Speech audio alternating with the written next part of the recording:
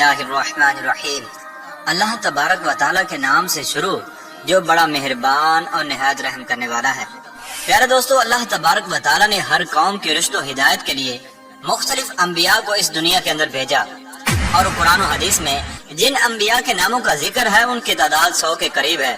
جبکہ اللہ تبارک و تعالیٰ نے تقریباً 1,24,000 پیغمبروں کو اس دنیا کے اندر مبعوث فرمایا ہے۔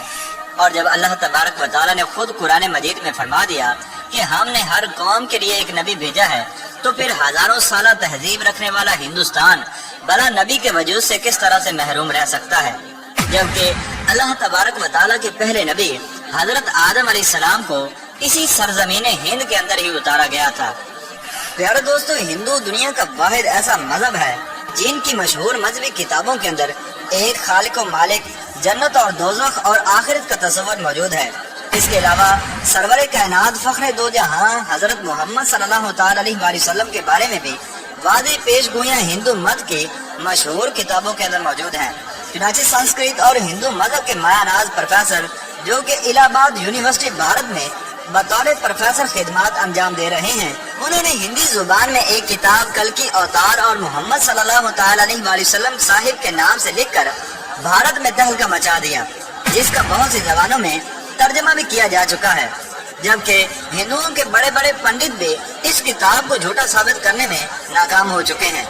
ناظرین گرامی، اس کتاب میں لکھاری نے ان تمام پیش گوئیوں کو یکجا کر دیا ہے جو کہ ہندوؤں کی مقدس کتابوں میں اللہ کے آخری نبی حضرت محمد صلی اللہ تعالی علیہ وآلہ وسلم کے بارے میں لکھی ہوئی تھی۔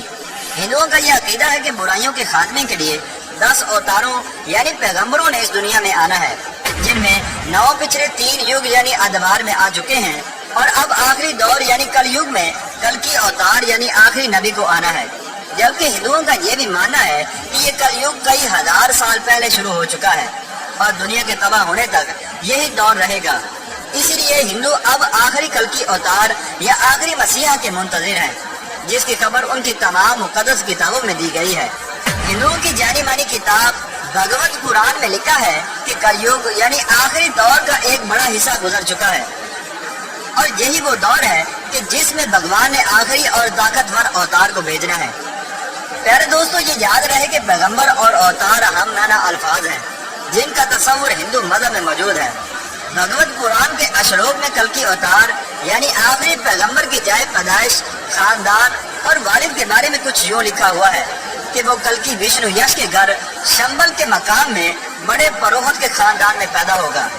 پیارے دوستو، اس پیش گوئی کے مطابق کل کی اوتار یعنی آخری نبی جہاں پیدا ہوں گے اس کا نام شمبل ہوگا،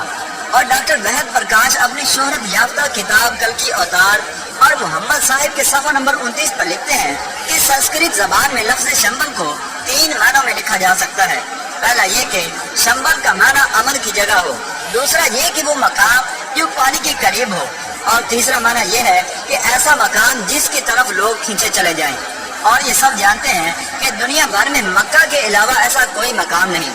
اس پیش گوئی میں دوسری بات یہ بتائی گئی ہے کہ کل کی اس شہر کے بڑے پروہت کے گھر میں پیدا ہوں گے، اور یہ ایک معروف حقیقت ہے کہ نبی اکرم صلی اللہ تعالی علیہ وآلہ وسلم کے دادا جناب عبد المطلب قریش مکہ کے سردار اور بیت اللہ کے متولی تھے۔ زیر نظر پیش گوئی میں کل کی اوتار یعنی آخری نبی کے والد کا نام وشنو یش لکھا گیا ہے، اور وشنو یش کی تعریف ہندوؤں کی مقدس کتاب رگ وید میں اس طرح سے بیان کی گئی ہے کہ وشنو خدا کا نام ہے اور یش کا معنی ہے بندہ یا غلام، یعنی وشنو یش کا مطلب ہوگا اللہ کا بندہ،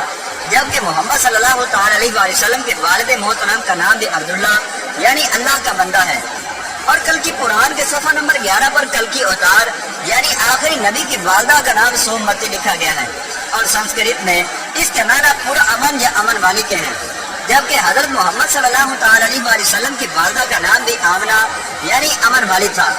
اسی طرح کل کی پران میں کل کی اوتار یعنی آخری نبی کی تاریخ پیدائش کا یوں ذکر ہے کہ وہ چاند کے مہینے مادو کی 12 تاریخ کو پیدا ہوں گے۔ پیارے دوستو، ہندوؤں کی جانی مانی کتاب مہا بھارت میں کل کی اوتار یعنی آخری پیغمبر کی 8 خصوصیات لکھی گئی ہیں، یعنی کل کی اوتار کے اندر یہ خصوصیات کوٹ کوٹ کر بھری ہوں گے۔ کل کی اوتار میں معرفت الہی، ضبط نفس، معزز حسب و نسب، الہامی علم، متوازن گفتگو، شجاعت و بہادری، سخاوت اور جذبہ انسان مندی کی خصوصیات भरपूर तौर पर पाई जाएंगी। और बेशक जो भी सरवर कायनात नबी आखिर ज़मा हज़रत मोहम्मद सल्लल्लाहु तआला अलैहि वसल्लम की सीरत मुबारक को पढ़ेगा तो ये जान जाएगा कि ये खसूसियात तो हजूर अकरम सल्लल्लाहु तआला अलैहि वसल्लम की जात में रची बसी हुई थी। हिंदुओं की मुकद्दस किताब के अशलोक में यह दावा किया गया है कि कल की अवतार यानी आखिरी रहबर देवदार यानी खुदाई घोड़े पर सवारी करेंगे, जबकि मोहम्मद मुस्तफा सल्लल्लाहु तआला अलैहि वसल्लम ने अल्लाह के भेजे हुए नायाब बुराक पर सफर मेराज किया, जिससे एक और पेश गोई भी पूरी हो जाती है।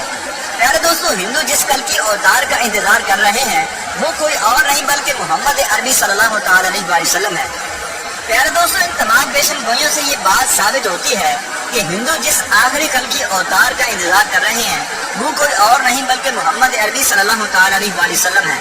और उनकी मुकद्दस किताबों के अंदर जिस आखिरी मसीहा यानी कल की अवतार का जिक्र है और उनके बारे में जो तमाम पेशन गोइयां की गई हैं वो हजूर अकरम सल्लल्लाहु तआला अलैहि वसल्लम की जात अक़दस के अंदर मौजूद है। लिहाजा ये तमाम पेशन गोइयां इस बात को साबित करती हैं कि हिंदू जिस नबी की उम्मत है वो हजूर अकरम सल्लल्लाहु तआला अलैहि वसल्लम की जात अक़दस है, जो कि आज से 1450 साल पहले इस दुनिया के अंदर तशरीफ ला चुकी है। और हजूर अकरम सल्लल्लाहु तआला अलैहि वसल्लम ही विष्णु यश के घर शंबर के मकाम में बड़े पुरोहित के खानदान के अंदर पैदा हुए थे, जैसा कि आखिरी कल की अवतार के बारे में हिंदुओं की मुकद्दस किताबों ने पेशन गोई की थी। और हजूर अकरम सल्लल्लाहु तआला अलैहि वसल्लम की वालिदा का नाम ही सोमवती था और आपके वालिद का नाम विष्णु यश यानी कि अब्दुल्ला था। लिहाजा इन तमाम पेशन गोइयों से ये साबित होता है कि हिंदू हजूर अकरम सल्लल्लाहु तआला अलैहि वसल्लम की उम्मत है। प्यारे दोस्तों, कल की